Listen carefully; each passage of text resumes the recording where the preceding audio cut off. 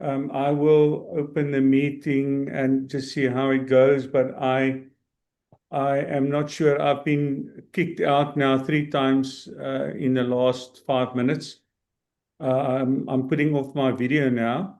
It is 9 o'clock. Good morning to all of you. Welcome to this meeting.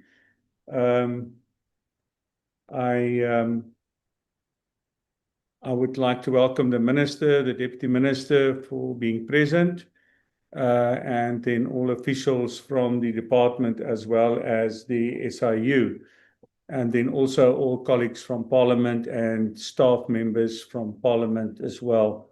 Welcome to this meeting. May I now ask that we observe a moment of silent prayer or meditation.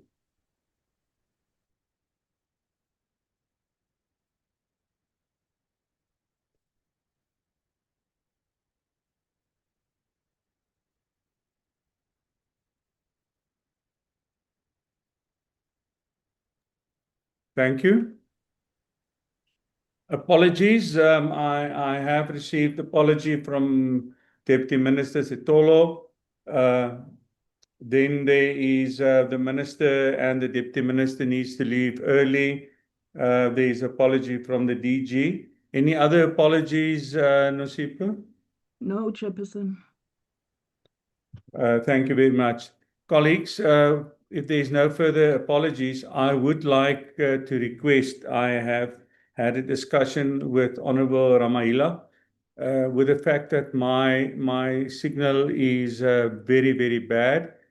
I would like to ask whether the committee will allow that Honourable Ramahila will chair this meeting. I will be on. I'm just worried that I will be cut off and I will lose the gist of the proceedings.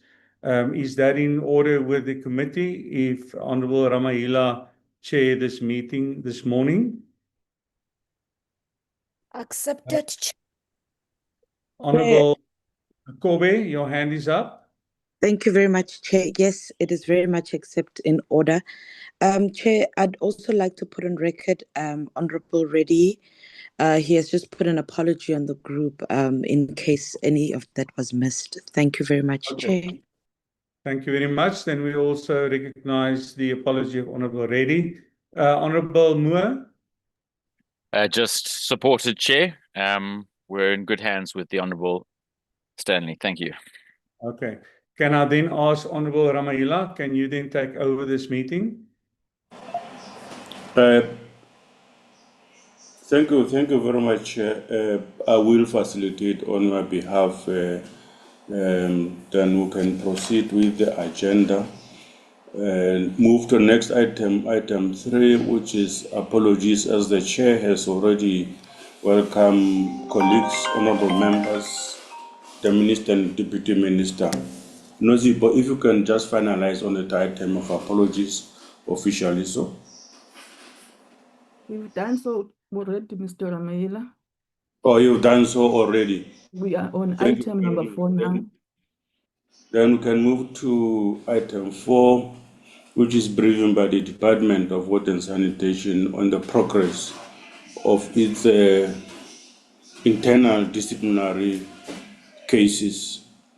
I will be guided by the Minister. Maybe before we proceed, let me give this opportunity to the Minister just to give us an opening remarks. Honourable Minister. Thank you very much, Honourable Chairperson, Interim Chairperson, Honourable Ramahila, the Chair, Honourable Basson, Honourable members of this portfolio committee, the Deputy Minister Mahlobo, the senior management present here. Let me take this opportunity, honourable members, to greet you as we close the water month, which we coincided our activities with the Human Rights Month, and we've done very well. This month alone, which is the water month, we have handed over 32 projects in 1 month. Those were completed projects of water and sanitation.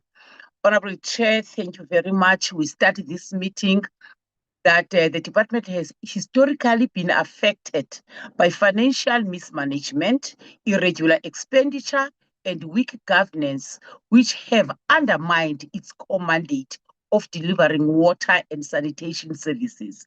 Honorable Chair, honorable members, the ministry has adopted a zero-tolerance stance on fraud and corruption and is committed to restoring the department's credibility. Consequence management is being enforced with sanction, including suspensions, dismissals, and where appropriate, criminal prosecution.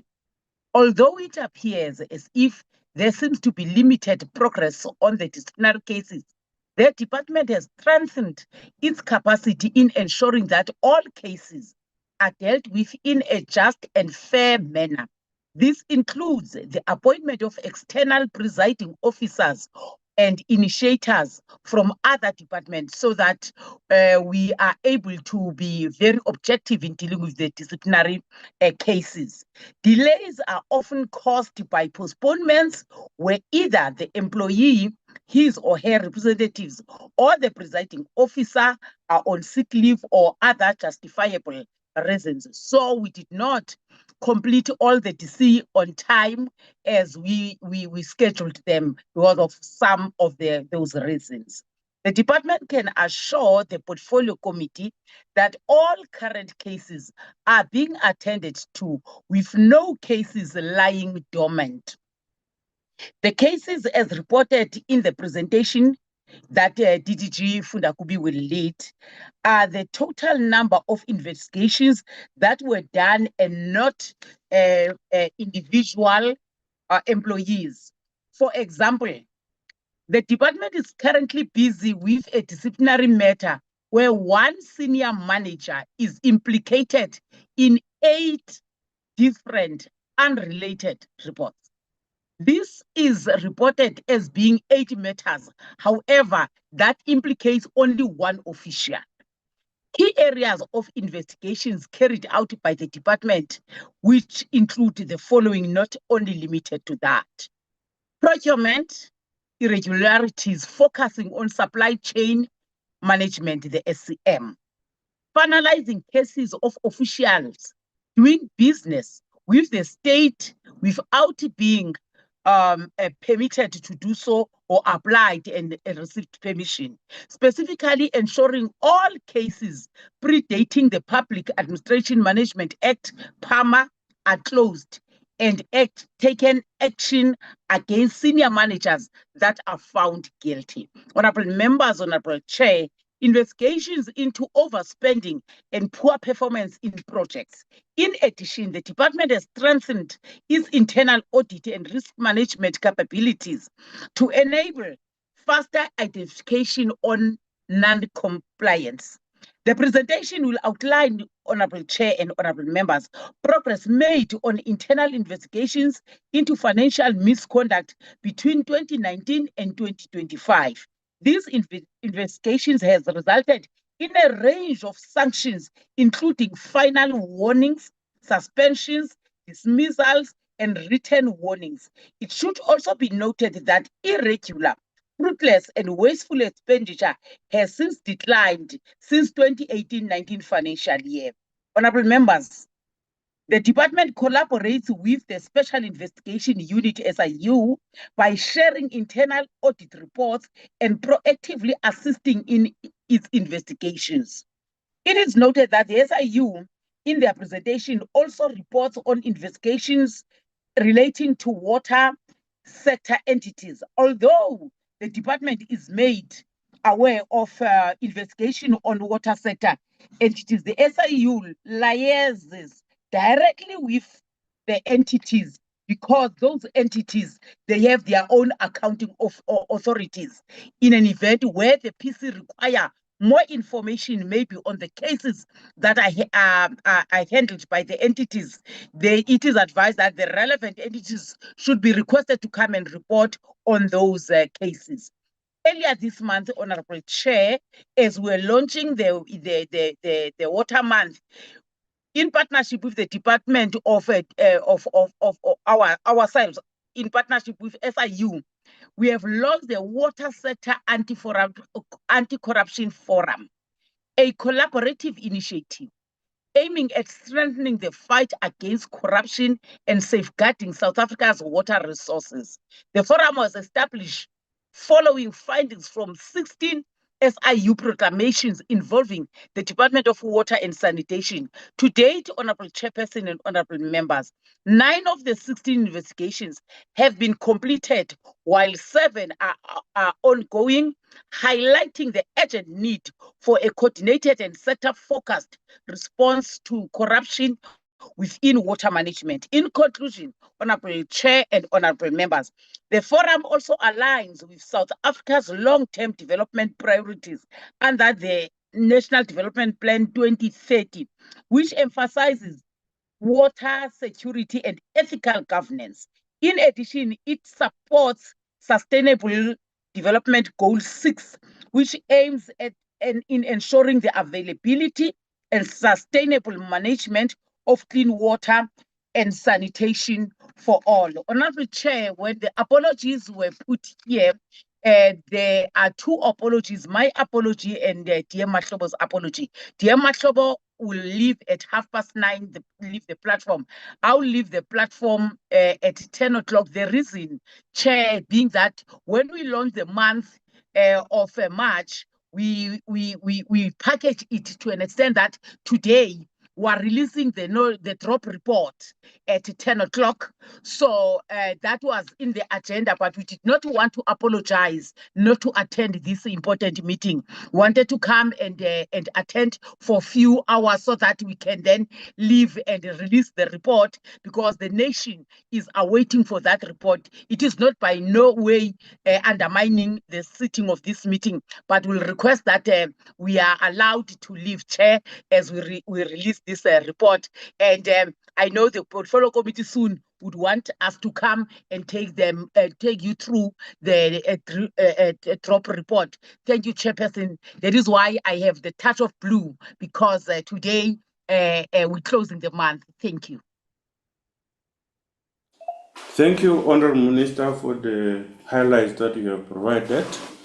I didn't pick up the name. You said who's going to make the presentation in the absence of the DG? It is DTG Ntabiseng Fundagubi. Okay. Okay, DG Ntabiseng, may you please take over? And after you, I think the SIU should then follow. Thank you. Good morning, Chair. I'm not sure what's wrong with my video. I put it on, but it doesn't seem it's on. Good morning, Chair. Good morning, members, and Minister and DM and colleagues on the platform. I'm going to take you through Chairperson and members in terms of the disciplinary processes and also the status of cases that will entail both financial and non-financial misconduct that has been incurred in the department. I just want to give this context in terms of the non-financial misconduct that we will be dealing with. Those are those that involves insubordination and offenses and cases of assault and also undermining of authority. Those are some of the offenses that relate to non-financial misconduct. And in respect of financial misconduct is those cases that have financial implication that is of irregular expenditures, fruitless and wasteful fraudulent activities, and also some procurement-related elements that's such as awarding of contracts to suppliers. So we will be taking you through those processes. In terms of the outline of our presentation, it will deal first with the process of the discipline management and status of financial disciplinary cases, as well as status of non-financial disciplinary cases, as well as the trend analysis for the past 3 years. And we'll also be touching on the SIU referrals for the action that has been taken by the department. With regard to the process, Chairperson, just to indicate that as we implement the disciplinary processes in the department, the disciplinary it's categorized in two categories. One is for SMS, and those are below SMS. And below SMS level, we are guided by the disciplinary code and procedures. And also with regard to SMS level, we are guided by Chapter 7 of SMS Handbook.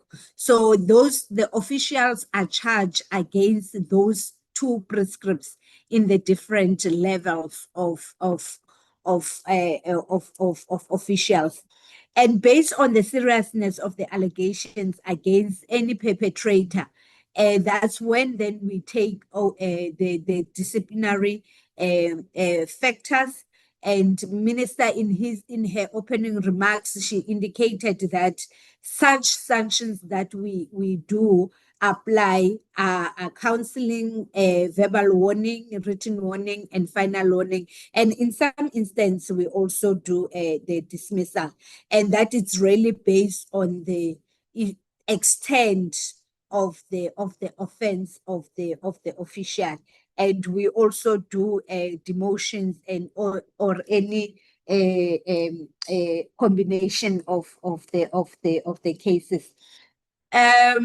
So upon receipt of the disciplinary referral, then in the department we do have a directorate, labor relations, that deals with all the disciplinary processes that emanates from the investigation reports that would have been conducted by internal audit, and also from SIU and also from AG, where the findings would have then indicated that disciplinary should be taken. And based on the information that it's received, then that unit then do an assessment and also determine whether the sufficient evidence it does exist for disciplinary action to be instituted against the employee. And we do that to avoid a situation where the disciplinary action will be taken against the official where there is lack of evidence. Because if we do that, then we have the comebacks in terms of how the matter has been handled. And in instances where the employee was not afforded an opportunity to formally respond to the allegations, she is afforded an opportunity to formally respond to the allegation.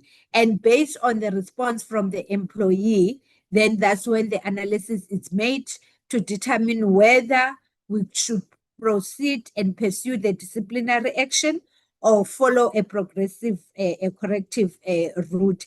And when we do the corrective route, that's when the disciplinary hearing process do not take place, but we then offer counseling or verbal warning or a written warning. And Chairperson, you would also know that when we do or implement the disciplinary hearing, that involves financial as well. So when we assess the cases, that's when we determine whether does it really require the hearing or does it require a corrective a measure. And that's when we then apply the issue of the counseling. And in instances where formal disciplinary hearing is undertaken, the employee is issued with a charge sheet as well as a notice to attend the disciplinary inquiry. And in this instance, an independent presiding officer is appointed as well as the initiator. Minister has indicated that because of the capacity in the department, we also have opted to then appoint external presiding officers from other departments. That is to beef up on our capacity and also to fast track our cases. You can move on, Zuko. And then at the start of the hearing, then the employee is required to plead to the charges, and all the processes then takes place. And if the employee pleads not guilty and the evidence is led by the departmental initiator as well as the employee is through this process also afforded an opportunity to lead the evidence. And at the conclusion of the evidence having been led, the presiding officer makes the ruling of guilty or not guilty. And if the employee is found guilty, the employer and employee are afforded opportunities to argue for aggravation or mitigation of the matter, respectively so. And at the conclusion of the disciplinary hearing, then the presiding officer, after the considering or aggravating and the mitigating circumstances, then will then pronounce the sanction. And the sanction that has been pronounced by the presiding officer cannot be changed by any authority within the department unless the decision is reviewed through the labor court. And in terms of the department, the delegating authority to implement the sanction lies with the DDG, Corporate Support Services. However, if the employee appeal to the sanction that has been effected to him or her, he can only appeal to the minister, who is the executive authority. Sorry, DG, I think members would have familiarized themselves with the processes. If we can really go to the actual report so that the minister and the deputy might have a privilege of your presentation as well. Thank you. Okay. All right. Thank you. Thank you, Chair. Zuko, if you can go straight to the issue of the status of disciplinary cases, which is slide. Yes, thank you. Chairperson, as I've indicated, that we are dealing with the 3 financial years because the rest of the financial years we had completed the cases. So from 2023-24, we had 20 cases that we carried over. And in terms of according to the quarter, which is in finance 2024-25, in first quarter we received 6 cases and we finalized 2, and we had a remaining of 26. And at the end of the last quarter of 24-25, we had 9 cases that were new cases. And at the end, as we close the financial year of 2024-25, we had 31 cases. For the year under review, which is ending today, the first quarter we received 4 cases and we finalized 6 cases, and then we were remaining with 29 cases. And by the end of the quarter, which is ending today, we had 7 cases that we have received, and we finalized 6, and we remain with 24. I must indicate, Chair, that with the 24, at the time of making this presentation and submitting, we had 2 cases that were still to be finalized by the delegated authority in terms of the sanction. So by last week, we then had 2 dismissals that has been effected. So we are now standing at 22 instead of 24. And I also need to indicate that 24, Chairperson, indicates the 8 cases that relates to 1 official. So it means basically we have 16 cases, but also there is 1 official who also have 3 cases. So basically for the entire period, we have 13 cases that we have as a department. The slide that has been presented there is just to indicate the trend analysis in terms of the financial years that it's in from 2023-24 until this financial. You can move on, Zuko. You can move on, Zuko, to the next slide. Next slide, Zuko. This slide indicates in terms of the sanctions that has happened. We had 2 dismissal in the year 24-25, and for 25-26 we had 1 dismissal. But with the one that I had indicated that happened last week, then it means we have 3 dismissals for this financial year, and we had suspension without pay, and then written one, and final written warnings, and also final written warnings that is coupled with suspension without pay. If we move on, so go to the next slide. These are the non-financial disciplinary cases that we had in the department. We had 40 of them, and 23 of those cases were finalized, and we have 17 cases that are currently in progress in terms of the disciplinary. You can move on, Suko. And this slide I've already alluded in terms of what constitutes the financial misconduct. And the next slide talks to the summary of the financial and non-financial cases as of 24 March 2026. So in terms of the financial cases, we have 28, and in progress we have 24. And for the non-financial cases, we have 23, and those are in progress. It's 17. So in total, we have 41 cases that is in pending. The next slide is relating to the SIU. As Minister has indicated, here we only focus on the SIU matters or proclamations that was related to the department, not as a sector. So this slide is only dealing with the departmental cases, and I must indicate that at this stage, all the proclamations that were issued to the department, we have effected the referrals of the disciplinary. We have but like I said, I may not see those who would have. Apologies, Chair, you're not muted.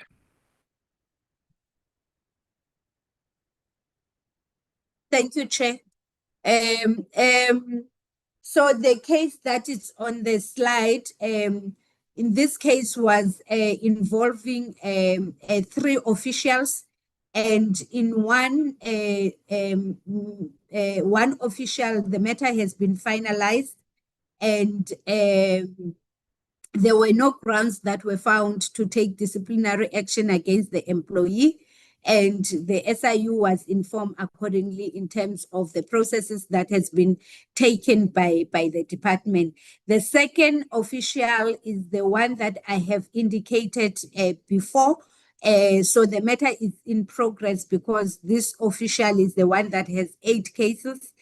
So pending on the outcome of the hearings, then the department will then consider lay additional charges against this employee. And the third official was dismissed because of this matter.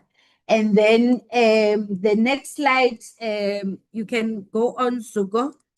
Move. This was just an explanation. The 2 cases that I have indicated there, they are both relating to in Limpopo. The first is just to indicate this case was finalized and the hearing took place, and the official was not found guilty in the matter. However, the employee who is the DDG in the department, was dismissed, but she was dismissed on other matters not related to the matter. So at the time when she was not found guilty, the department then put the matter on review. And when she was then dismissed, we then put that process in abeyance because the official was no longer in the service of the department.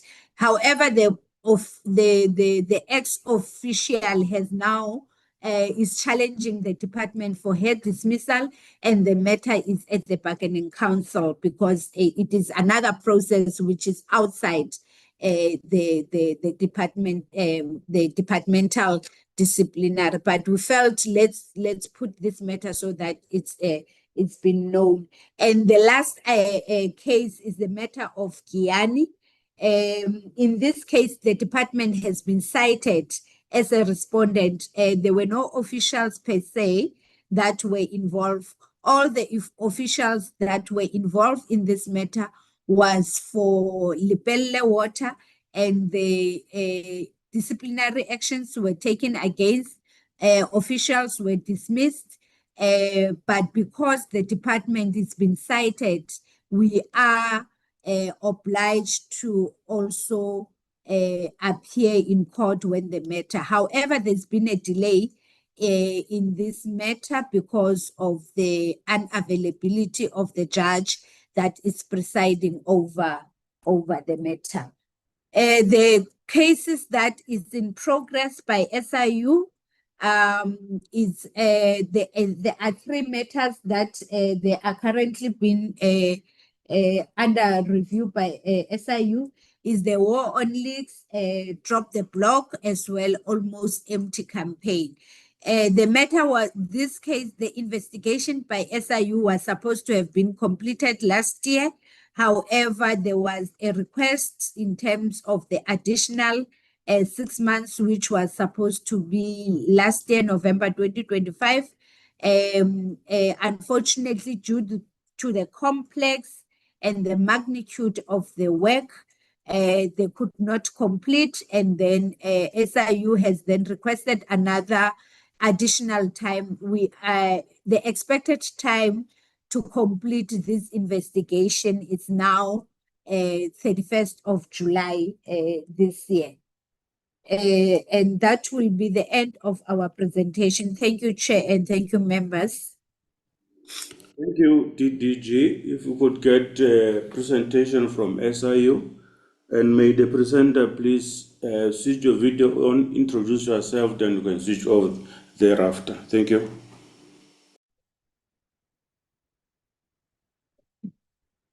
Good morning, Honorable Chair, Honorable members, Honorable Minister, Honorable DM, and DG, and the colleagues that are here in present. My name is Zodwa Sibe. I would like Chairperson to tender an apology on behalf of our acting head of the unit, Undate Likheto, who's currently on an assignment outside the country. So he has then requested that I represent him in the meeting. Chairperson, I have now been able to show my face. If you don't mind, Chair, can I then, because I'll be presenting, I will be projecting the presentation. If you don't mind, for us not to lose the bandwidth, if I then close the video and continue. You are allowed, ma'am. Thank you. Thank you, Chairperson. Now I'm struggling. Thank you, Chair.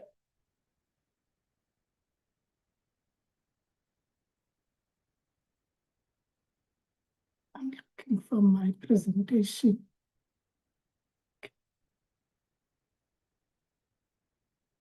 Sorry, Chairperson, my presentation. Okay, let me just stop sharing and to share again.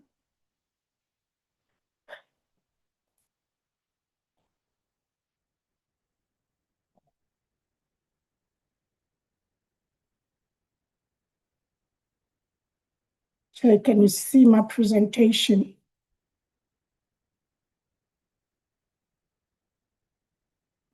Not yet, it's not showing.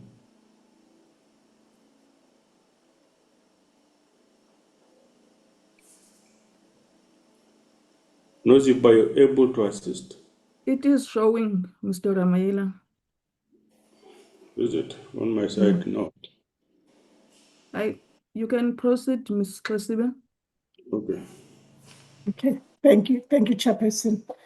Chairperson, we have presented to the committee on a number of occasions. I'm sure, Chairperson, you are familiar with the SAU Act and also the mandate of the SAU. But in the interest of time, Chair, I will assume that the presentation has been read because we've got about 52 slides. So I will just cover the presentation outline. It will be just about us quickly.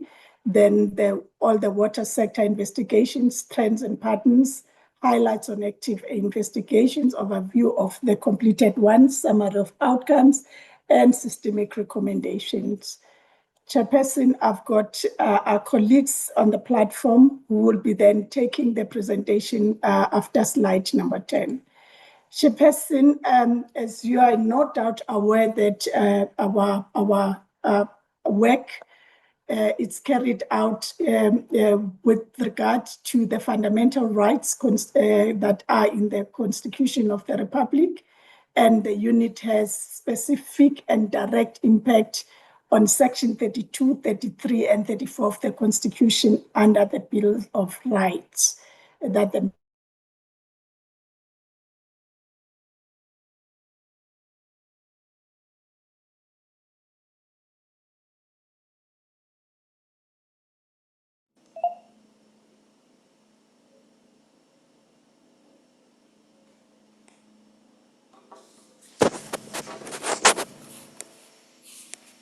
Nosipa, is it on my side that I've lost? We have lost the. No, she's lost to Zuko. Can you please assist?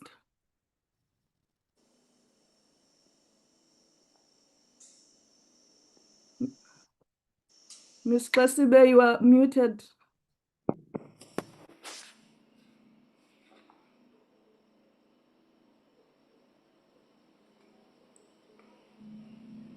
Yes, are you?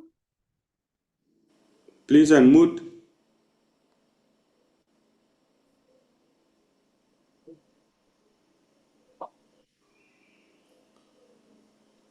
Chairperson, am I audible now? Yes, Yes, you you are. are. Please proceed. Okay, thank you, Chair. So then, can you move then to the next slide, ma'am? Okay. Our major functions, Chairperson, it's mainly to investigate corruption, malpractice, and maladministration in the state institutions, to institute civil proceedings, and to second our members where there is a need to the state institutions. Our powers are those of subpoenas, search and seizure of evidence, and to interrogate witnesses under oath. Also, our powers include the institution of civil litigation to recover state funds that are lost or to prevent future losses.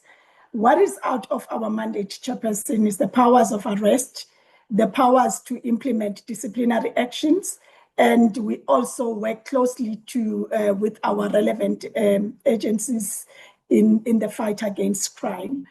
And what is also pleasing in this instance, Chairperson, is that we've got a very good relationship with our department, and as reported by the minister as well as then the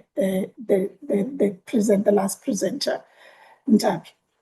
Our outcomes, Chairperson, are listed in terms of what we aim to achieve at the end of investigation. Partly has been reported on is the disciplinary referrals. Then the civil litigation, we institute civil litigation proceedings in the name of the institution or in our own name. And then we also apply for preservation orders at an early stage of an investigation where there is prima facie evidence of corruption or criminality. Then we also institute civil proceedings to prevent future losses in terms of the matters that we get to investigate. We also refer matters to NPA for criminal prosecution. We also refer matters to the regulatory bodies such as SARS, Competitions Commission, and other bodies that are relevant, including CIPC, for the directors that we found to be delinquent in their actions. We also recommend a blacklisting of entities to National Treasury. Key also to our outcomes, Chairperson, is the systemic recommendations. We refer matters, we refer weaknesses that are identified to the department, and we recommend the corrections. The slide that you see currently now is the ecosystem in the fight against corruption. What we have in those circles is that, Chairperson, we've got the investigations that are currently coordinated, prosecution that is led by NPA, and then we've got recoveries that the SIU, NPA, SARS, and also Reserve Bank is currently dealing with. However, we've identified the prevention part to be one that is currently uncoordinated, and we want to play a role because we are driving the National Corruption Risk and Prevention Framework. And in this regard, Chairperson, we have now appointed data analysts, and we are doing the predictive analysis in terms of the investigations that we have done. That is our aim to avoid a future risk of corruption in the departments. Next slide. Chairperson, we also felt that we must highlight the motivation process. In terms of our allegations, we receive allegations from anyone, from members of the public, the departments themselves, the boards, and also the parliament at times, as well as then we do get direct referrals from the Office of the President. And every time we receive allegations, we register them and we prepare the allegations for assessment. We've got a dedicated committee that deals with the assessment of our cases to assess if they fall within the jurisdiction in terms of our mandate, Section 2.2 of the SIU Act. Then what then becomes the outcome of that process will be either to proceed to a motivation for a proclamation or to refer the allegations to another law enforcement agency or to close the allegations altogether. Sometimes we do refer to then the anti-corruption forums that have been established over the few years. So if then the process is to prepare motivation, I apologize for the noise in the background, Chairperson, we then prepare motivation that is signed by the head of the unit, and then it gets submitted to the Department of Justice, and then Justice then assess the allegations and the motivation, and then processes the matter to the minister, who then approves the motivation and then submit the same to the president. And then after the signing, then DOJ attends to the publication of the proclamation, and SIU commences then the investigation upon the publication of the proclamation. Next slide, please. Next slide. Chairperson, I would like to deal with then the proclamations that we have received. Our report, Chairperson, as well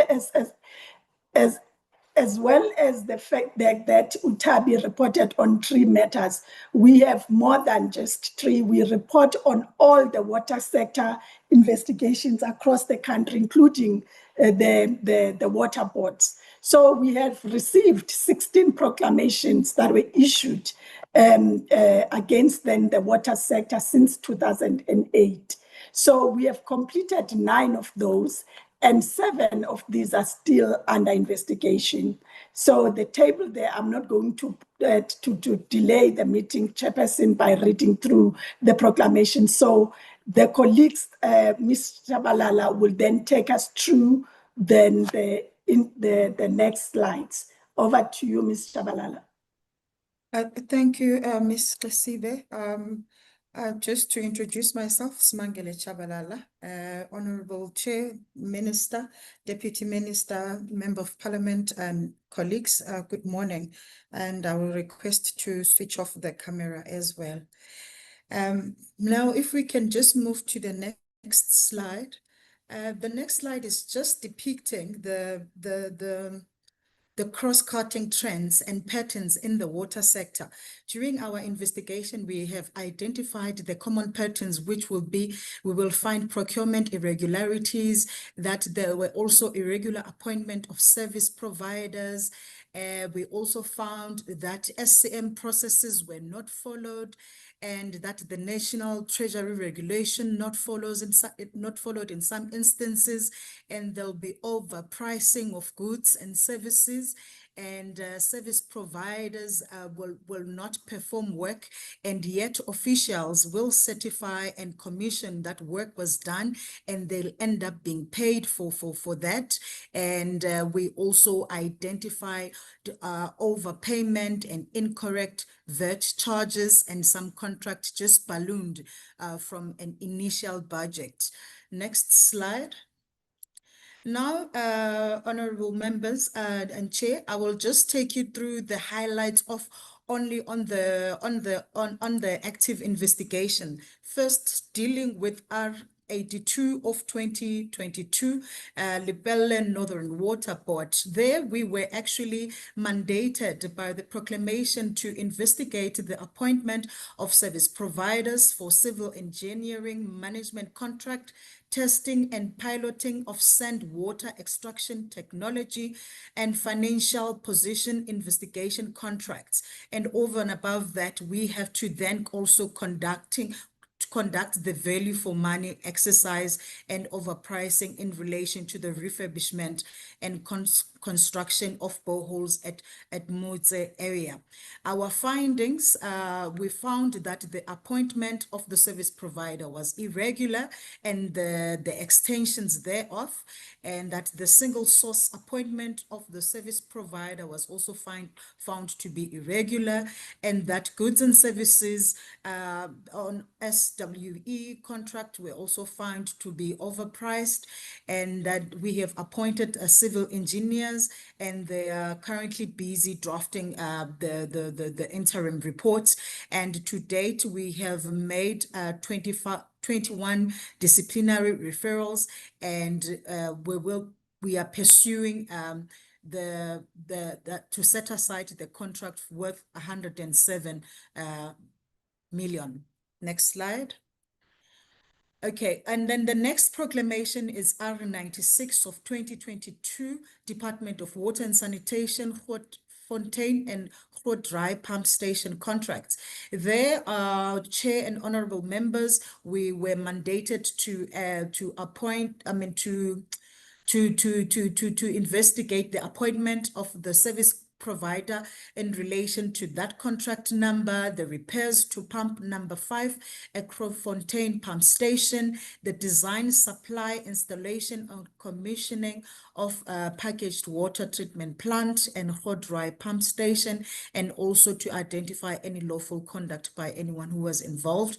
And our findings to date, indeed, we did find that there was contravention of Section 217 of the Constitution in when that service providers were appointed, and we have identified possible fraud claims paid in respect of repairs of pump 5 at Grootfontein Pump Station, and it also appears that the service provider was paid over 1.1 million for work that was never performed.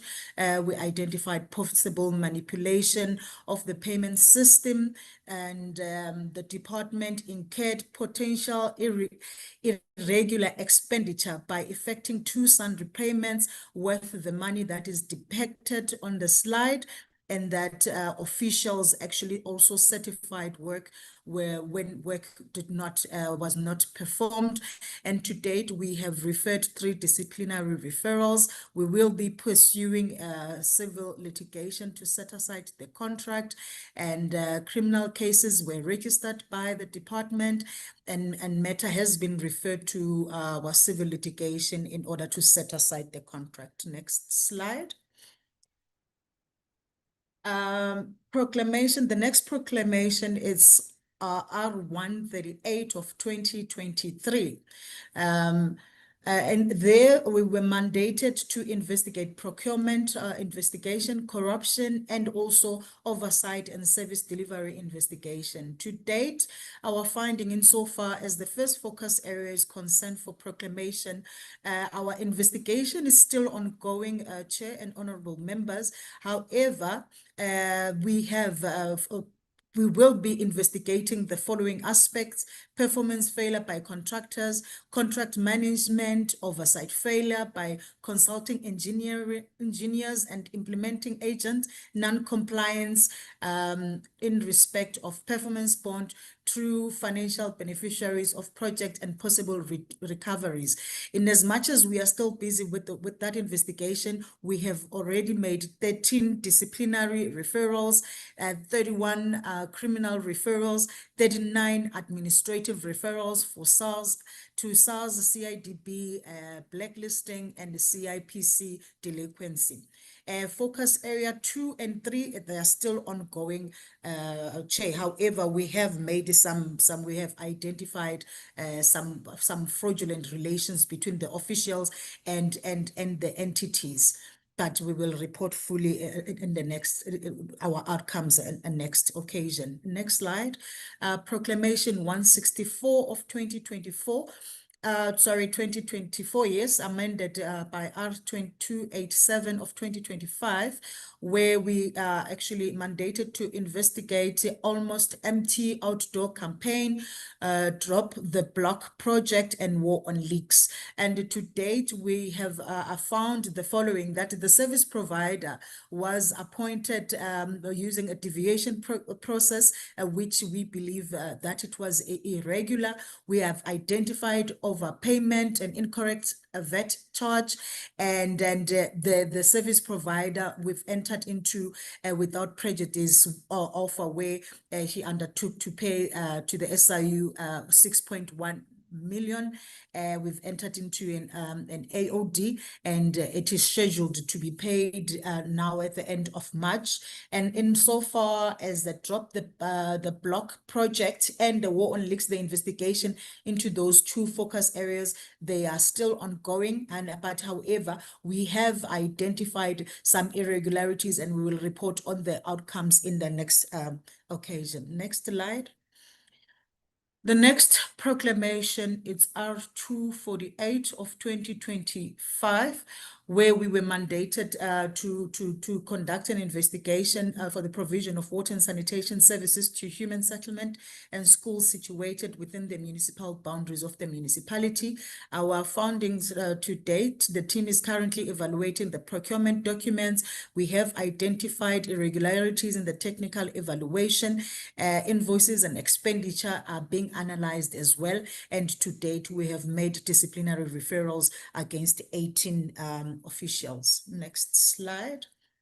R182 of 2024 at Masilunyana local municipality. The allegation was we had to investigate the procurement and contracting of goods, work, and services by or on behalf of the municipality in relation to the bid number which appears for refurbishment of the Brandford water treatment works and raw water pump station. The investigation is ongoing, and there are no outcomes to date. Next slide. The next and the last active proclamation is R209 of 2024, where we were mandated to investigate the appointment of a panel of 4 service providers for the repair, maintenance, refurbishment, and upgrading of water and sanitation infrastructure for the period of three years. This investigation, we have found that there were financial misconducts that were committed by the accounting officer and officials, and insofar as that is concerned, we have made 10 disciplinary referrals against all the officials and 13 criminal referrals. We also made systemic recommendations to the municipality, and we also identified fraud committed by the service provider and the failure by the service provider and the municipality to comply with the CIDB regulations.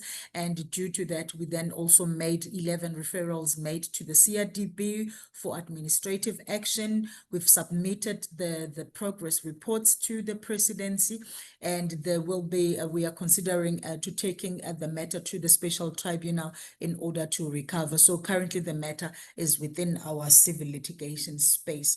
For the sake of completeness, Honorable Chair and members, we have also covered all our investigation from 2008, and I want to report on them because they are all from 2008 and they were reported previously, and maybe of importance if we can go to slide number 28, insofar as Proclamation 28 of 2019 is concerned.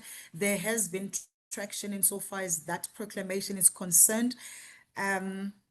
Slide 28, yes, that one. There has been traction insofar as that one is concerned. That matter was heard at the special tribunal and it was finalized. The contract was set aside for 646 million, and the investigation is finalized and the presidential report is submitted. And if we can just now move to slide number 37, insofar as slide number 37 is concerned, Honorable Chair and members, that the investigation 37. Thank you. Yes, insofar as that slide is concerned, the investigation is complete, all the DCs, criminal referrals, everything was done. The only outstanding thing that is still outstanding on our side is the issue of recovery, because we did identify irregularities. This matter it was delayed because we had to appoint specialists. There was an extensive investigation that had to be done insofar as the civil litigation aspect is concerned. However, this matter now is ready it is with our civil case assessment committee in the civil litigation space, and it will be presented now in April 2026. Once approved, council will be appointed and it will go to the special tribunal. Same applies with slide 38. Okay, next slide will be on, okay, slide number 40.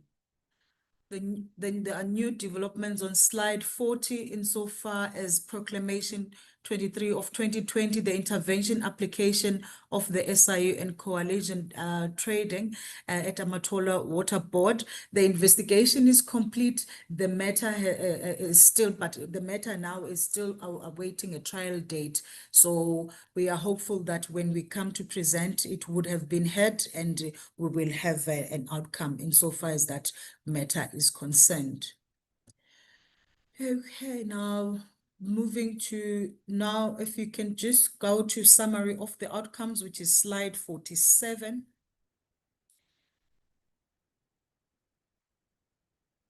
Okay, next slide. Summary of outcomes to date from over the period from 2012 to date. We have potential cash and assets to be recovered as 264 million. Actual cash and assets recovered is 592 million. Contracts and administrative decisions set aside or deemed invalid is 1.1 billion. Potential loss prevented 717 million. Rent value of matters referred to defend or to oppose of civil proceedings, 6.2 billion. The matters referred to the National Prosecuting Authorities, it's about 350. Matters referred for disciplinary action to be taken against official and or executives, it's 130. Referrals that were made for administrative action, it's 148. Next slide. When Ms. Zoto was Ms. Klesibe was taking you through our processes, as and when we identify gaps, our investigation, we do submit systemic recommendations, and insofar as the water and sanitation sector is concerned, we have made the following to the entities. We have recommended that all entities about to conduct business with the department must be registered on a formal supplier database and must supply the department with a letter of good standing with SARS prior being conducting business with the department, and that the department should perform CIPC checks in order to identify any conflict of interest. Suppliers applying to be registered on the department's supplier database, they must complete a prescribed form in which any potential conflict or interest and any relation should be or must be declared. Amendments to tender evaluation documents should be required to be signed off by the regional bid adjudication committees.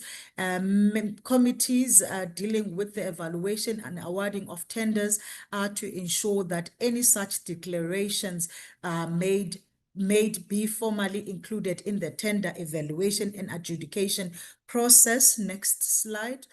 And we also recommended that a circular should be communicated regularly, for example, quarterly, alerting all staff to the provisions of the Section 30 of one of the PSA, as well as Section 17 of the Prevention and Combating of Corrupt Activities Act. Authorizations to perform remunerative work outside of the public service should be kept centrally in safe custody. A database or register used for the declaration of interest should be shared with the SCM division and be regularly updated and inspected. Entities in which officials have business interest must not be allowed to do business with the government department. The department should take note of the prescribed threshold determined by the National Treasury and ensure compliance thereof. Training regarding the SCM processes and the roles and responsibilities of the committee members and other officials to address failure to comply with the relevant legislative prescripts. And lastly, proper documentation management processes and record keeping be revised to address instances where documentation is available. Thank you. Over to you, Ms. Klesibe. No, thank you so much, Chairperson. We have finalized our presentation and then we will then await questions. Thanks. Thanks, Chair. Thank you very much for the presentations, both from the department and SIU. We'll then move to item 6, which is deliberations. Take questions from honorable members.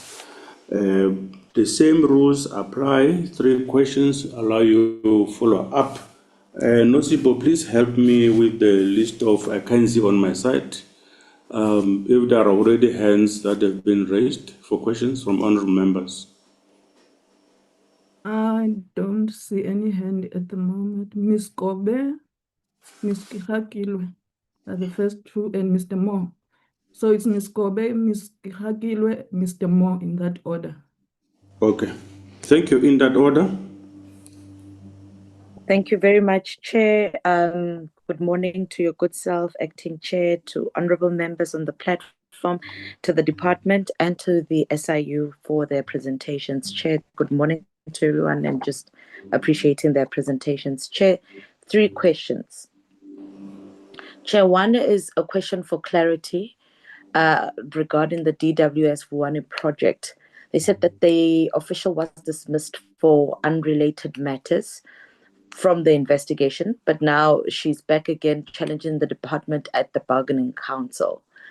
Now, I need to know if she's challenging the department on the matter that is set aside, and if the department then is planning on reinstating this matter, or reinstating this matter because she was then fired for a different reason, but came back and challenged that reason. But now, are these matters reinstated because now she's challenging the department? I just need clarity there. I wasn't quite clarified during her presentation.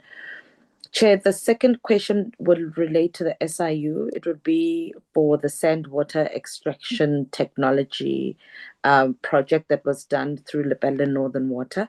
Just want to know who was the service provider, and what was the rationale for the single service provider, and what relationship if the SIU uncovered any personal relationship between the official, or should I say the political authority at the time, and the service provider, if maybe the SIU had made a link, because there were allegations that this was in fact the partner or romantic partner of the political authority at the time.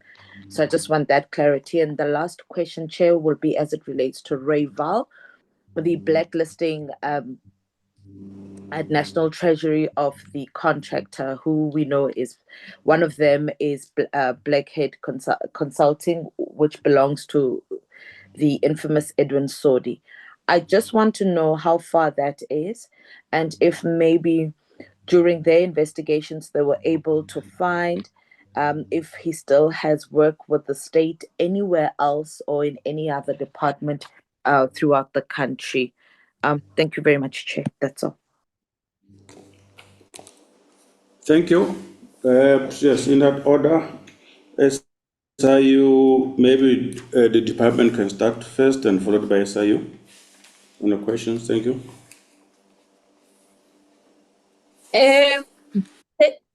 Thank you, Chair. The question for the department is related to the official who was dismissed. The official was dismissed for the case of SEP, and she was never been brought back to the department.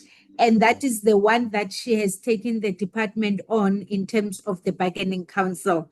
The reason why the one that we have mentioned is because it was one of the cases that have been completed that is related to Vuwani pipeline, but these are not the same matter that she's taking the department on. She is taking the department on because of the SEP one. Thank you, Chair. Thank you. SIU? Okay, sorry, maybe while she's on there, I just need to know if because the matter was set aside, did the department reinstate this investigation? No, Chair, through you, Chair, the department has not reinstated the case. The official remains dismissed from the department. Thank you, Chair. Thank you. SIU? Thank you, Chairperson. Chair, the entity that was involved in the sand water technology, the extraction of water from the sand. Chairperson, I would like to request your indulgence, because whilst the investigation in the Eastern Cape has been finalized, the investigation in the Lepelle Northern Cape is not yet finalized, and we are still in the process of giving the service provider the right of reply. If I may request your indulgence, Chair, not to share the name in terms of this. Okay, no problem. Yes. The relationship, Chairperson, between the service provider and maybe the political principal at the time, we have revealed evidence of certain relationship with the officials, not directly with the political principal. The blacklisting of Blackhead chairperson, the process of us referring to blacklisting, it's to the department. The department then, we submit evidence to the department that they must then refer the matter directly to National Treasury for National Treasury to blacklist the entity. But ours is to refer to the department, which must also hold an inquiry in terms of the process of the blacklisting. And then from there, then the National Treasury. But as far as then Blackhead is concerned, I'm aware that the matter had been referred to National Treasury. Chairperson, if I may be allowed to submit a written response in terms of this, in terms of whether Blackhead has been officially blacklisted. We will do that soon, Chair. Thank you. Okay, thank you. On the response, Honorable Kobe. Thank you very much, Chair. I think it's perfect that they'll be writing to us with regard to Blackhead. That's important, Chair. But I just want to raise a concern with the incompleteness of justice and some punitive measures, because I understand the way the law works, but a precedent is being set here that if an individual is found to have misbehaved or had some sort of misconduct within the department, then they will then, instead of finishing, or if the process then finds them guilty, or before it does find them guilty, then they just resign or they leave. And then what happens is that we don't find justice. I don't know if she was found guilty and if the matter was then referred to the NPA, but we can't have people resigning, conducting themselves in an improper manner, behaving or taking part in corruption, and then at the end of it all, they leave the department and they say because they've left the department, then the matter is gone. That cannot be absolved, Chair. We need to have some sort of completeness on the matter. It must then be referred to NPA or some sort of law enforcement, because it cannot be that individuals just then halfway through the process, they just resign and they're absolved of the matters. I think that's incorrect, but I thank the department for their response, Chair. Thank you. Thank you very much, Honorable Kobe. Maybe if SIU in the written response to your questions can also allude to that part. Of course, people resign, but SIU, is pursuing people who have even resigned. So in this instance, why has SIU not pursued the matter? But I'm sure we can get the response in writing, yes. Thank you very much. Honorable Hakilwe. Thank you very much, Chair, and good morning to honorable members, DDG and the delegation from the department. I've seen there are representatives from our ministry, as well as the representatives from SIU. Chairperson, I have 3 questions. The first one is with regard to Proclamation 35 of 2008, Mulatuzi Water Board. Chairperson, I understand there was a criminal case opened for the board for contravening the Section 86 of PFMA. What happened to that case? And then the second one, Proclamation 27, R27 of 2019, for Lepelle Northern Water contract awarded to the Blackhead regarding the disciplinary hearing of the SCM manager. The presentation only indicated that the DC was conducted in May 2024, and they are still waiting for the outcome of the hearing. I just want to know, what is it that SIU is doing to get the outcome of that hearing, because it was conducted?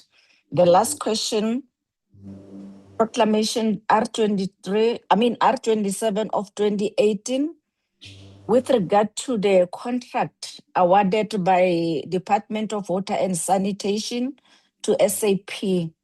The presentation indicated that there was a court order that SAP must repay 413.1 million.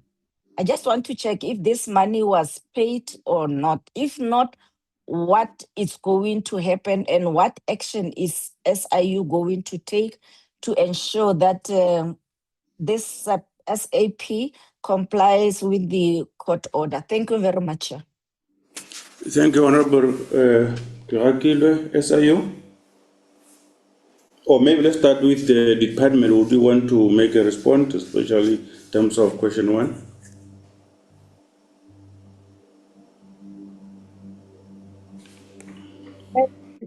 Thank you, Chair. I think the question for the department for the relating to step 1, the step payment in terms of the agreement that has been entered between the department and the SEP, according to the court order, indeed the SEP is making the payments towards the department. Thank you, Chair. Thank you, SIU.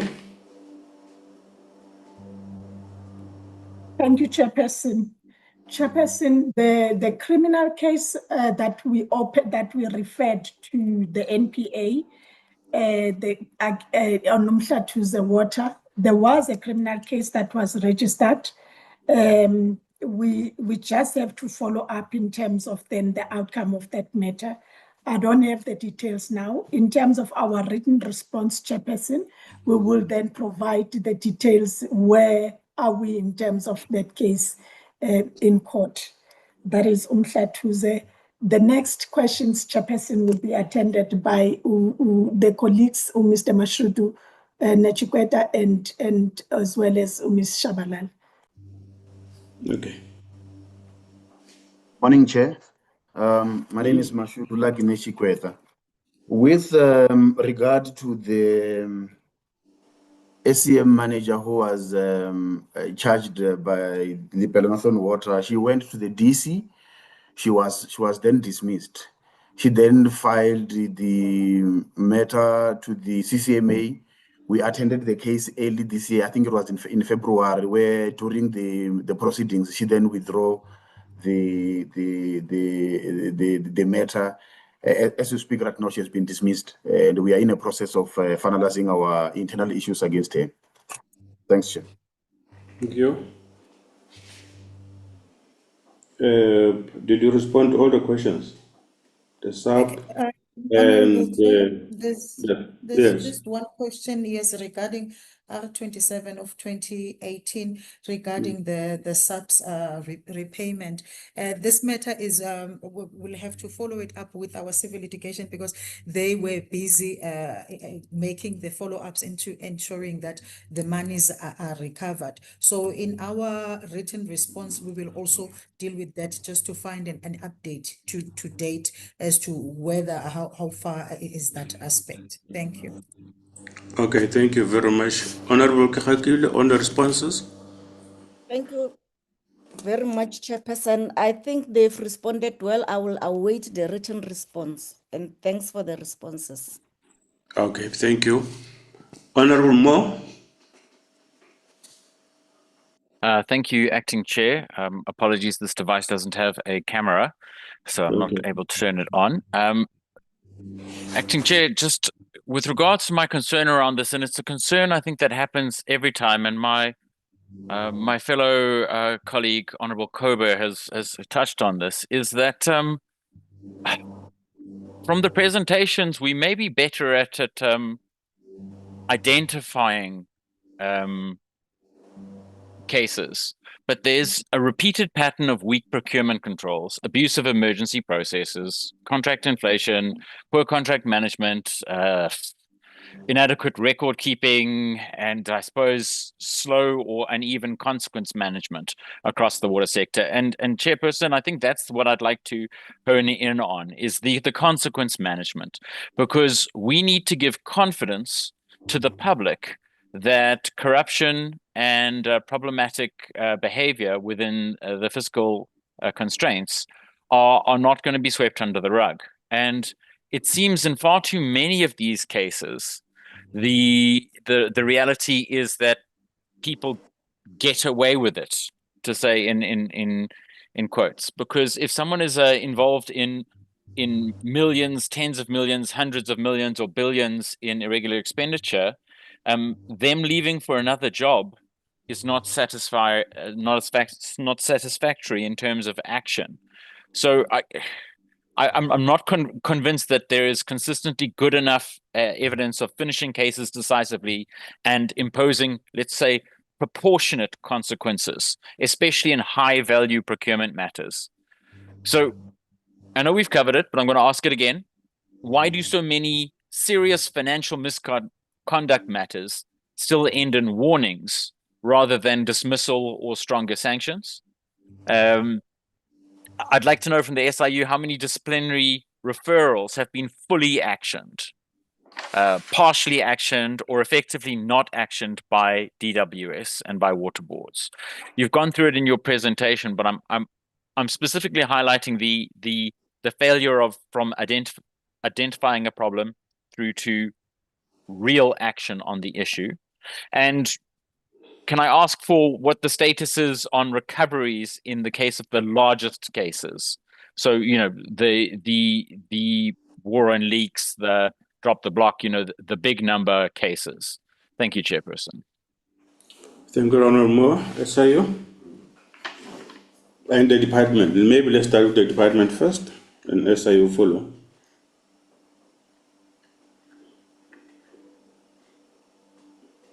Thank you, Chair. With regard to the consequence management, I need to indicate that indeed we do implement the consequence management, but however, Honourable Moore, in terms of the sanctions by the presiding officers, as I've indicated, that the delegated authority may not change the pronouncement by the presiding officer. And that's why we now also from the department side make sure that we do have training of all the presiding officers so that the same offense should receive the same sanction, and there should be no inconsistency in terms of the sanctions. Okay.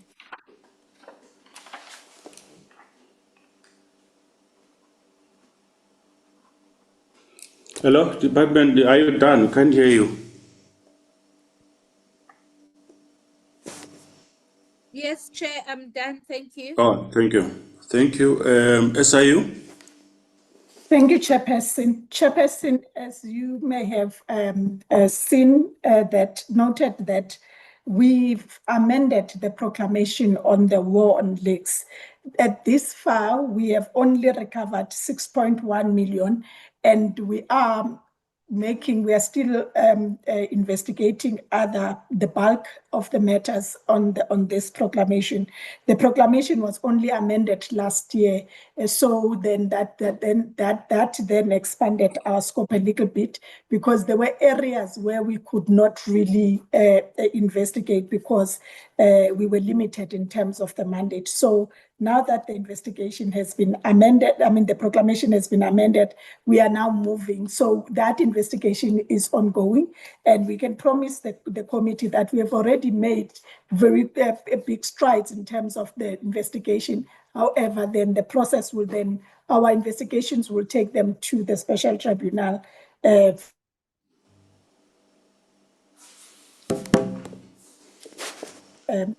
least good value in terms of this one. Thank you, Chair. Thank you very much. Honourable Moore? Thank you, Chairperson. So I'll be blunt. I find the responses wholly inadequate, and I think the public would find the action in this space wholly inadequate. And I'm not trying to attack the people on this call, but I will note that neither the minister or the deputy ministers or the DG is here when we're dealing with improper spending of the public purse. I'd like to suggest, and I know the chairperson is on the call, but obviously he's got challenges in his call. Every time we touch on these issues, we highlight the challenges with regards to actual consequence management And acting chairperson, I would like to propose that we actually have a further item, a workshop, a something where we can investigate what can be done, because at the moment people are getting away with it. Let me put it that way. That's what I see when I read these reports, is people are getting away with it. And chairperson, that cannot continue. So my proposal would be, and maybe it needs to be a separate discussion with the chairperson directly, but we need some session in some form where we can get a proper movement forward on this, because we cannot have the same reports coming to us every month where people are leaving rather than facing the consequences. They are being fired, but not facing a criminal case when potentially hundreds of millions have been stolen or improperly allocated. Chairperson, this isn't enough. And I strongly suggest that we find another way to move this forward. Thank you. Thank you very much, Honorable Moore. I'm sure Nosipo, you are noting the recommendation by Honorable Moore of a workshop that would take us through, and in that workshop, obviously, sorry, we'll expect SIU to be available, be given more chance to take us through their processes. We would want to understand the SIU processes, including referrals. Referrals are to the department regarding the disciplinary matters, and would want a thorough understanding from the department in as far as the kind of disciplinary measures that are taken against officials, wherein some appear to be very lenient and we don't understand or should get reasons as to why is that happening in that manner. But referrals again, as far as prosecution or prosecutorial matters are concerned, I think that recommendation is noted. We'll take it through to the chair. However, I may also want to add to say, as the department, whether the department have started doing lifestyle audits. If not, when are you going to start doing these lifestyle audits? Mr. Ramaila, sorry, department. Yes. There are Yes, more no. hands. There is Mr. Dlelanga, Ms. Kobe, and Mr. Ditebe. Oh, after you didn't indicate. Ndelanga, ne? Ms. Kobe and Mr. Ditebe, and then you. Kobe, Ditebe. Oh, sorry, I'm very sorry, Ditebe. I'm very sorry. Oh, Mr. Kobe wanted Dlelanga. second right. Yes, Honorable Delanga, my apologies. No, thank you so much,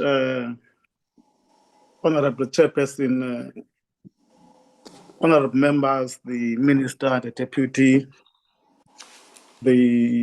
Let's first and foremost welcome the board presentations. I must say that they are quite interesting because among the things that we always want to look at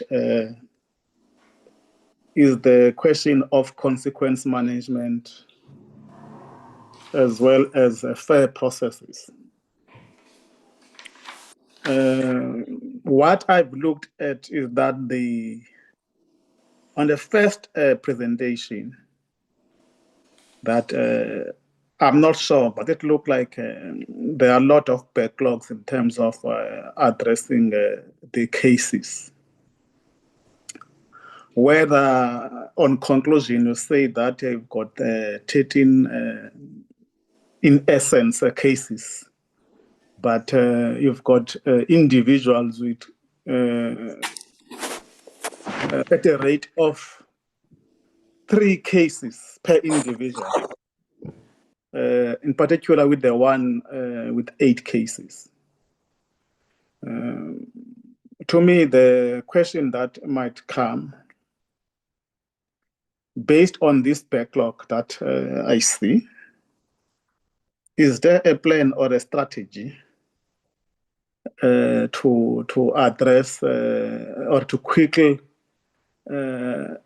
finish all these outstanding cases?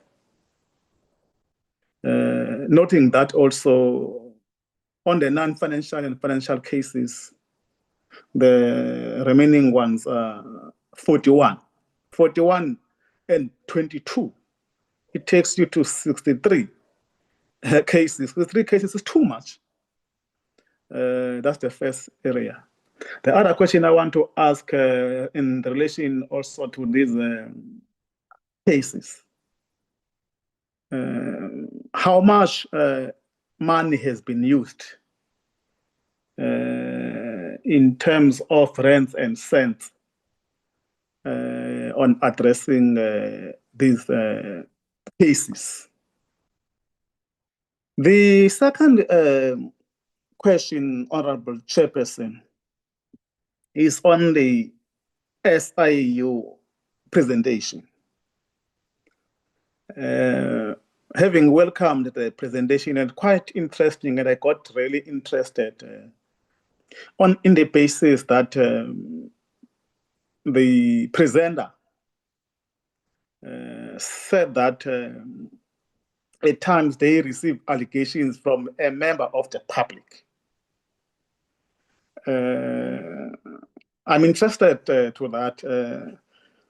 And the question to me is how many cases under the period under review that have been received through allegations from the member of the public? How many are they?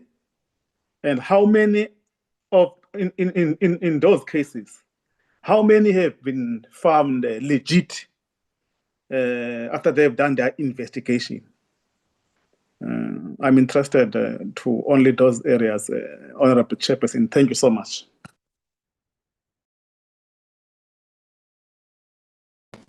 Thank you, Honorable Delanga. SIU?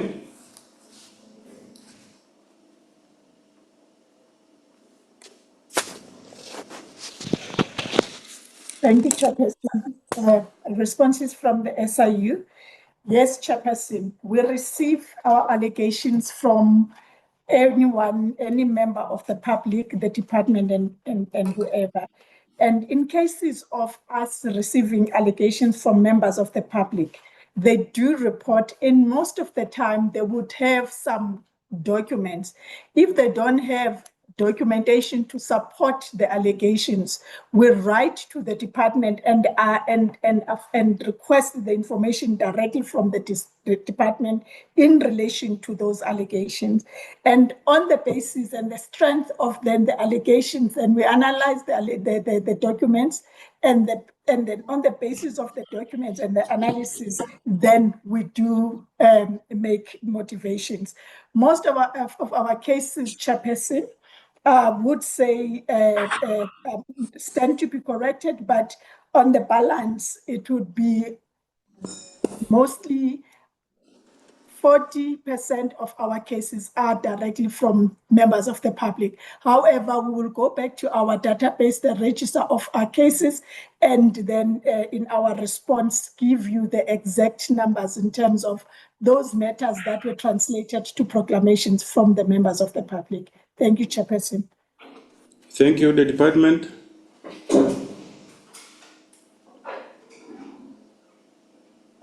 Thank you, Chair.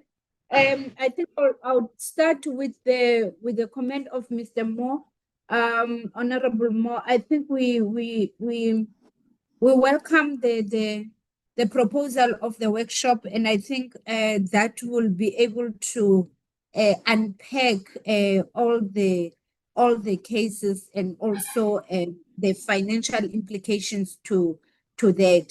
But I think in terms of the progress, we feel as a department from where we have started from, the cases have really reduced, because as I have indicated that we are now sitting at 41 cases, both financial and non-financial. And with regard to the delays, as alluded, Chair, the delays sometimes they are beyond the control of the department per se, because some has.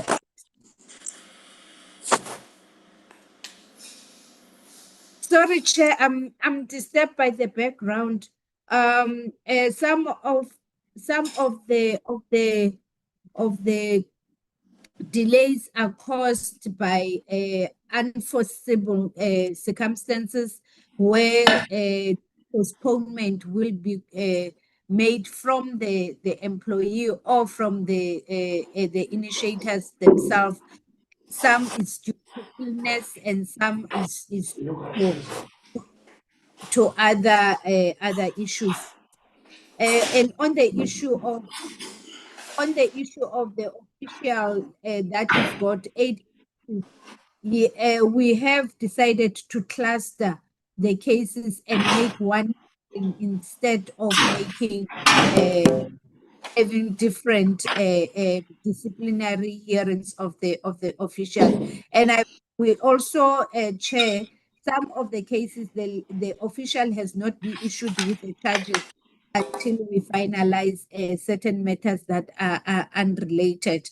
With regard to the financial chair linked to the cases, we'll make that available in writing. And Chairperson has also asked about the lifestyle audit. We are in the process of doing the lifestyle audit. We have done the lifestyle review already, but there's a difference between the lifestyle review and the lifestyle audit. And based on the results of the lifestyle review, then prompted us to then consider to do the lifestyle audit based on some of the red flags if they are there. Thank you, Chair. Thank you very much. Honorable Delanga, on the responses. No, thank you so much, Honorable Chair. I'm covered. Thank you. Thank you very much. Honorable Ditabe.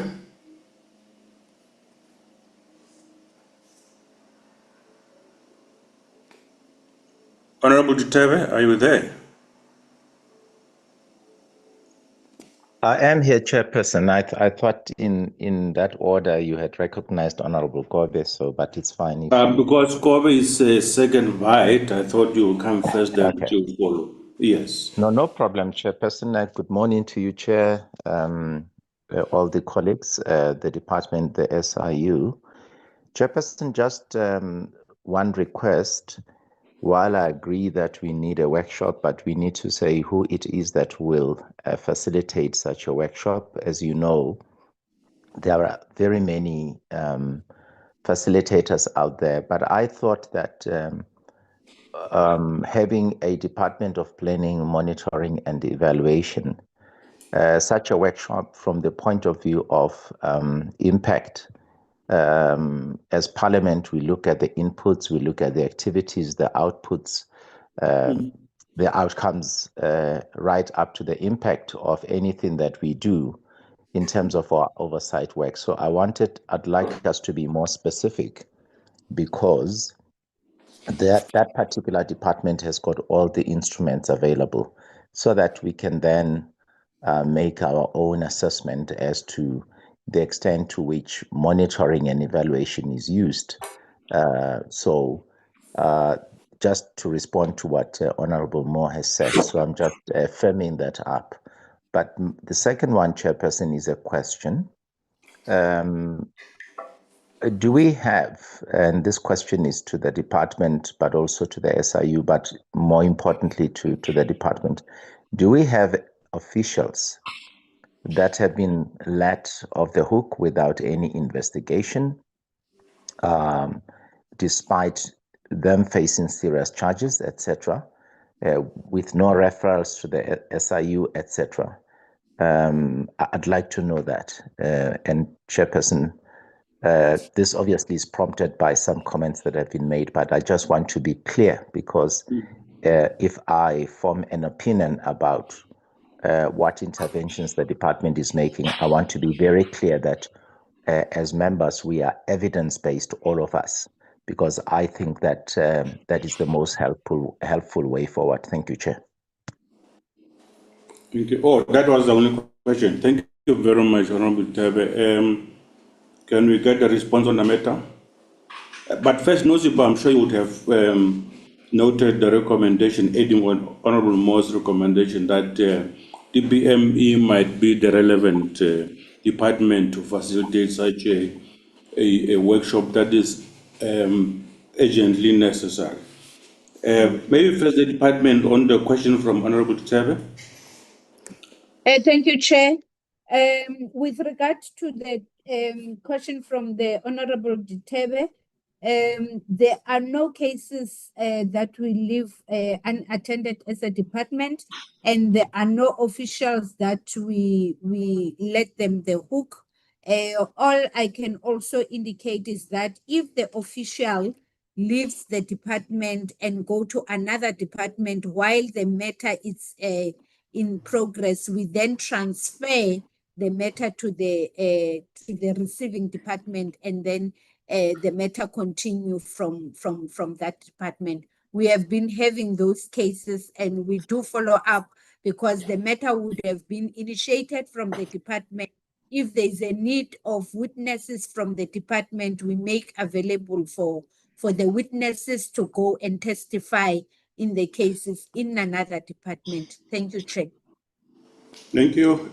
SIU.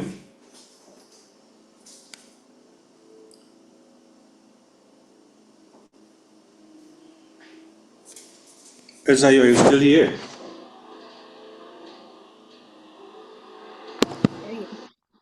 Honorable Chair, no, I'm not sure if the Mr. Sibe is still in. However, on the side of the SIU, whenever we conduct our investigation, we do not leave anyone off the hook. Even if a person resigns before finalization of the matter, we still do referrals to the department to alert them that a certain individual committed certain misconduct, and in the event they come back to the department, they will still be able to take action or refer the same evidence to where maybe that official went. And if there are any criminality, we still do refer the matter to NPA for them to take criminal action.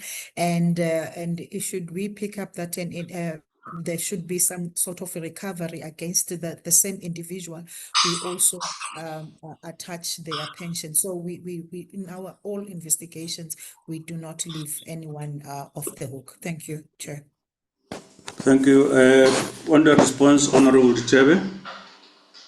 No, Chairperson, that response is very helpful because while indeed as members we are very keen and we must be to extract responses which are evidence-based from the department and entities of the state, I do think that it is helpful if we are informed by evidence that this is the situation, because I got worried. I thought, okay, maybe I don't have the same information. Remember, it's not the first time that the SIU has appeared before us,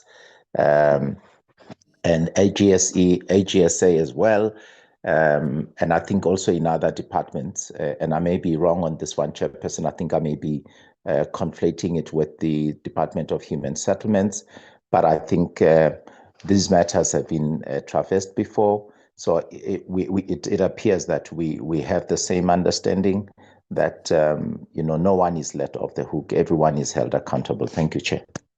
Thank you, Honorable Tebe. Honorable Kobe.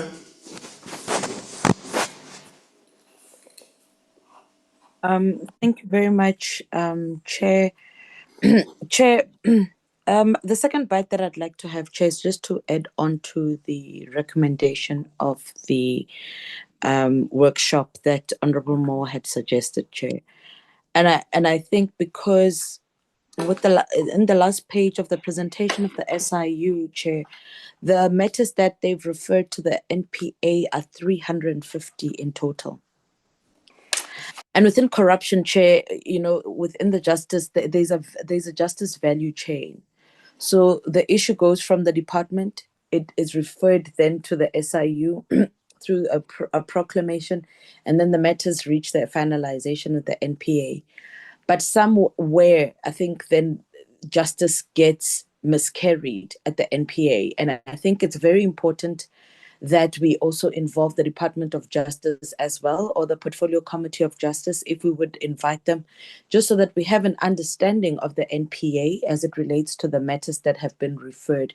I understand that they deal with thousands of matters. But it would be great if us as a department could get a sense of completeness and could understand and then also have a follow-up.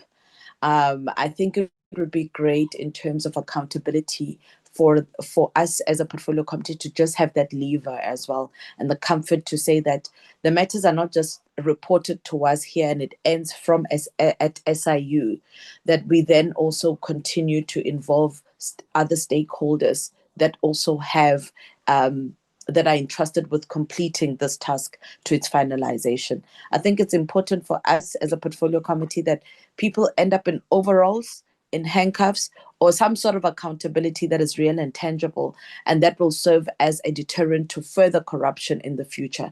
It can't be that cases just end somewhere in the air. And we do have, I think as a portfolio committee, we have a sense of comfort that the SIU has done the work, that the department as well is also thoroughly processing these things. But Chair, we also need throughout the value chain to follow these cases to their completion. So I want to suggest that in our recommendation, we also then ask the Portfolio Committee of Justice maybe to call on the NPA to also workshop these issues with us to see where it goes. And I think, Chair, maybe this is maybe a separate conversation, but this is why it should be important that we have specialized courts that should then deal with corruption, because Honorable Ditewe is in human settlements, and there are also massive issues of corruption that emanate from there, and the SIU might also have issues emanating from there. And I mean, considering the entire justice system as a whole, they will definitely not have sufficient institutional capacity to deal with all of these problems, but specialized courts could then assist in fast-tracking these so that we have some sort of justice. Thank you, Chair.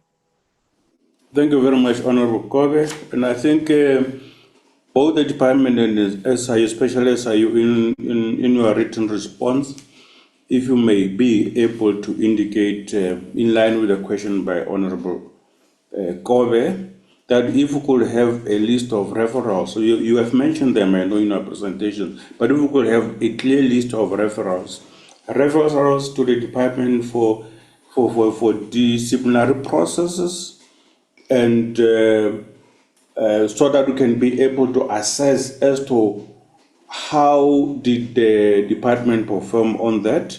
Have they been concluded? If not, why not?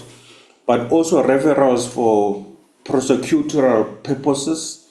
If we could understand how many were referred to the Department of Justice or NPA, and how far is the process, or so that we can be empowered to convene them to a meeting and ask them specific question about this list that Honorable Kobe is saying we must have and be able to ask questions about.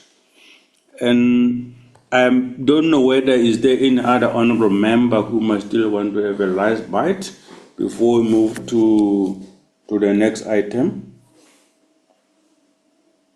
All right, thank you. In the absence of any, maybe the matter may also want to raise, in addition of what my honorable members have raised, is that given the experience of the Madlanga Commission, which has exposed the link between criminals and the prosecutorial division of the country, do we have a situation, maybe as I might respond, where we have similar cases that affect water services, but due to these criminal Honorable Chair, activities you are breaking intermittently. Oh, sorry. Due to these criminal activities that have happened, are there cases in the view of SIU that might, I know Madlanga, the people are not necessarily referred to Madlanga, but are there instances where people might have to appear before Madlanga Commission in order to assist the department to come to a finalization of some of these matters? There was a question asked by Honorable Gobe with regard to the Sand Water Tech, and the response was that there was no link established between the political principle but the link was with the officials. And my assumption would then be that the investigation that is going on is with regard to those officials. And at a time when SIU is free to share the names of those officials with us, please do so. Otherwise, thank you very much, honorable members, for your participation. The minister and the deputy ministers in absentia. I'm not sure whether the minister is back. If he's not back, it means we might have to conclude the meeting without having concluding remarks from the honorable minister. Nozibo, is the minister back or no? Or is the chair back with us? Chairperson, Yes. no, he's not on the platform. Okay. Thank you very much, the departmental officials, SIU officials, honorable members, and our support staff from the portfolio committee, the chair in absentia. This meeting is therefore officially closed. Thank you very much. Thank you so much, Thank you, Chairperson. Chair. Thank you, Chair. Thank you all. Chair, thank you. Thank you, Prasta. Thank you, Chair. You've done excellently. Thank you very much, Chair. Thank you, Bathroom. You've done excellent. Thank you, Bathroom. I saw some. Excellent. Ke kgola Joy o phone. Nale on the platform, Lenan. Ko platform. Ke a mmotsa ka re a o la ntlohella. La ntlohella kwa renji.